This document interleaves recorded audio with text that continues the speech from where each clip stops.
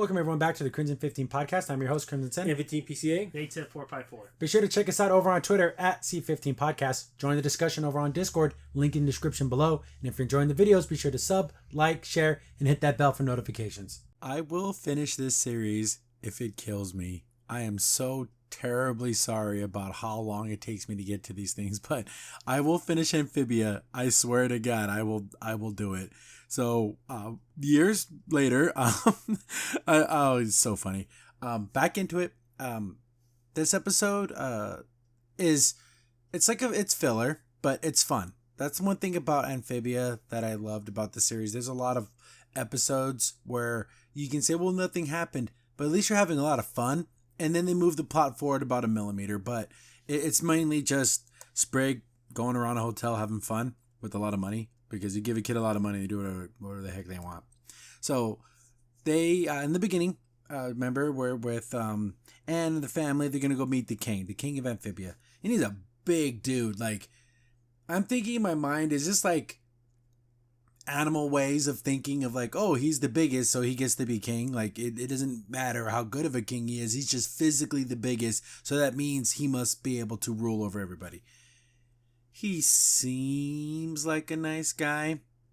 Like, maybe, but I don't like him. He seems too silly and goofy to be like it's a facade. Like, in my mind, I'm thinking this guy's putting on a mask of like, oh, I'm just a fun guy, you know. I like puzzles, and it seems to me that he likes deception, because remember the whole, figure out the little word puzzle they did in the last episode. Come see the king.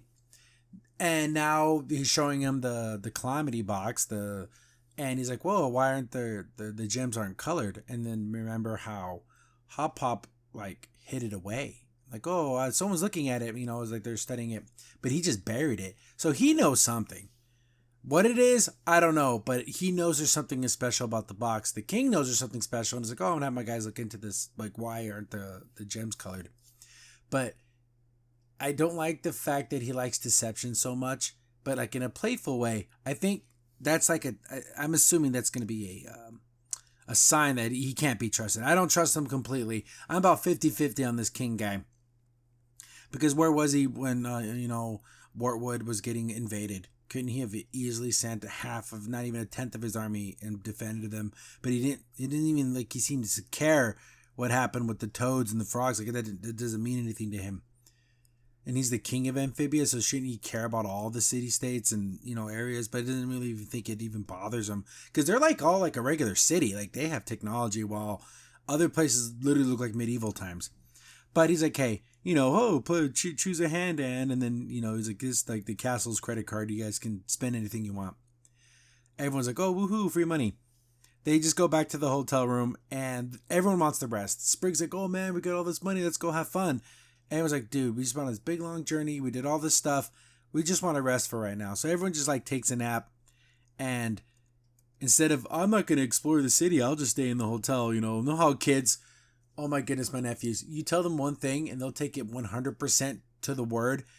Oh, you didn't say I couldn't do this. And they just like, oh my God, that's basically what he did. So he takes the credit card, and from here on out, it's just Sprig having fun. He's buying lots of things. He's getting haircuts. He gets Super Saiyan hair.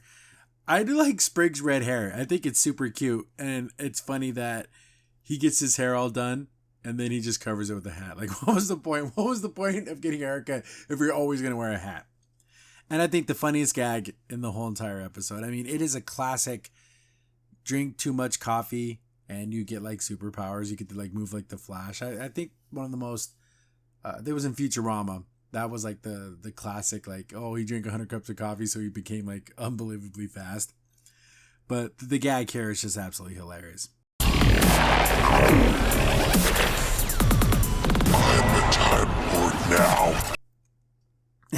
That's what makes Amphibia so much fun. This kind of stuff, I love it. But he ends up losing the card, and we see a bellhop that was helping them earlier, and she's like, hates her job. They treat her like garbage, and it's just a bad. Everything's bad about being a porter like this. People treat you like garbage. Your boss treats you like garbage. They don't appreciate you. You do all this heavy lifting. she sees that card and she's like, oh man, this is my ticket out of here. But, you know, of course it's Spriggs, and she's a good person, but that draw of all that free money, but it's a stolen credit card. I'm assuming since they have credit cards, they probably have credit card fraud, and you know they'd be able to stop the payments. But she's trying to like get her money. I do like the fact that there's this big Ferris wheel and they climb up there, and it's a lot of gags and everything. It's really funny, but I do like how she's like, you know what? They both get up there, and he's like, I'm sorry, I shouldn't have took the card. It's yours. It's just my job sucks, and she never even got to ride the Ferris wheel, even though she's worked there for so long. They actually get to the top, and it's supposed to be like the most beautiful thing. And it's a beautiful sight. It's like one of those marquee, like, oh, come to this resort. They have this thing, and it's like a beautiful place to be, and that's what the Ferris wheel is. So she got to see it and everything. They get down to the ground floor, and the boss is like, what are you doing? You rode the Ferris wheel. You're not doing your job. And then Spriggs like, what are you talking about? This is the best porter that's ever been in this place, and she treated me so kind. I demand that she gets a raise. And of course, since he has the king's credit card in the king's favor, like, oh yes, sir. And then that makes her life better, which I thought was pretty cool that Spriggs did that for her. He gets back to the hotel room, and he's tired because he's running around doing all these things. Everyone wakes up from their little power nap, like, oh, let's go have fun with the credit card. And then Spriggs like, whoa, I'm all tired. End of the episode. Super quick, super funny, great interaction. Spriggs a great character. And I swear to God, I will get through this whole entire series because it is fun. It's funny. It has cool adventure and action, and it's a great character. I know it's been years, literally been years since I did my last review of the show, but I will do my very best to make it a little more consistent. Thanks for watching, guys, and sticking around.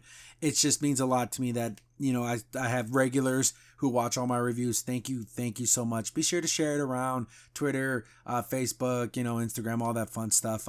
Be sure to like and follow, do all those good things. Comments down below.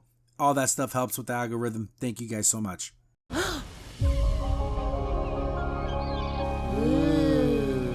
Crimson Sin here. Thanks for watching the video. Remember, liking, subscribing, sharing, and commenting on the video really helps out a lot. It gets the video spread around more people get to see the videos, and we get to make more videos for you guys.